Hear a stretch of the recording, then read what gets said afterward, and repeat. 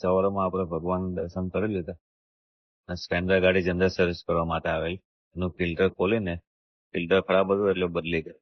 પછી આગળનો ટાયર ખોલ્યું, સર્વિસ કરી નાખ્યું, ગ્રીસ બેરિંગમાંથી બધું સાફ કરી નાખ્યું. નવો ગ્રીસ આપણે ભરી દઈએ. નવો ગ્રીસ ભરીને આગળ પાછળ બે સાઈડ આગળના લાઇનર બી એના ખરાબ હતા, લાઇનર નવા નાખી દીધા અને આ જો આપણે ફિટિંગ કરી દીધેલું છે લાઇનર. પછી એનું વ્હીલ ફિટિંગ કરી દીધું અને આ સેલ ચક્કરમાંથી પેલું ઓઇલ લીકેજ હતું, તો આપણે આ નવી સીલ બી એમાં બધી ફિટિંગ કરી દીધેલી છે મસ્ત. પછી એને ફિટિંગ કરી દીધું. પછી આનું વોશિંગ કરી નાખશું. હવે પાછલું વ્હીલ આપણે ખોલી નાખ્યું, ગ્રીસ બેરિંગમાં ભરી દીધેલું છે આગળ પાછળ બે સાઈડ. લાઇનર આના સારા જ હતા, તો પાછળ લાઇનર એના સાફ કરીને પાછળના ચેન ચક્કર ખરાબ થઈ ગયેલા હતા.